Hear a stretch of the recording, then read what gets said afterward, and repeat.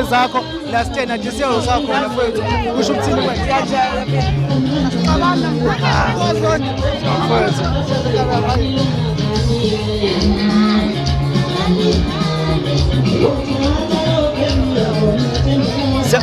Butho ntancane sakwamukela weBuddha Bright TV sithi futhi amathina amazwi akho kuyibongela bese ukudlulisa ukubonga akukhuphane ezakho lokho sikubonile mfethu ufika futhi abantu bekuthanda mfethu abayeki futhi athina amazwi kuyibongela Siyabonga kakhulu kakhulukazi kulungelo okuyena umhleli wayo yonke lento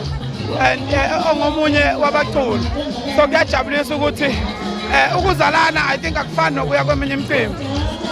ukuzalana kusuka kunale happiness ongayona yemali kuphela noma ye crowd kuphela but kune ukuthi nomuntu oqale lento iartist yabo same as igcwalisa so izinto ezikanjena sidala sifisela impumelelo ngoba kuzovula indlela nakwamanye ama-artist ukuthi akwazi ukusukuma azenzele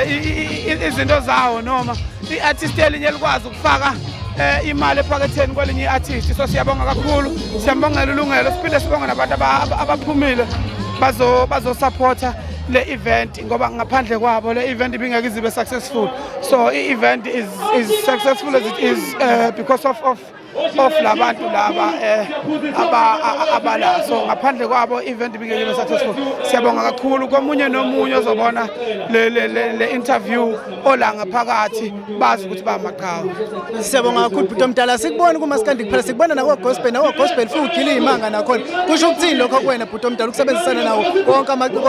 omculo kodwa ufika ushaya amakhanda nakhona kubalekile ukuvula iminyango nakwezinye indawo umaskandi ukuzukhula kumele thina esiculayo sizame ukuzisondeza kubantu abacula leminye imikhakha ene platform ethe ukuba nkudlwana kuneyethu because if uya kuma piano uyothola iplatform ethe ukuvuleka if uya kwigqomi uyothola iplatform ethe ukuvuleka for umaskandi if uya kunabantu ozobalanda babuye bazolala umaskandi ngenxa sokuthi bakuzwe kwigqomo kanye bakuzwe kwipiano kanye bakuzwe kwigospel bese befika beza ukuthi kahle kahle bebephuthelwa yini asibonga kakhulu Bhuti Omdala kulonyaka ngathi abantu bathembisani mfethu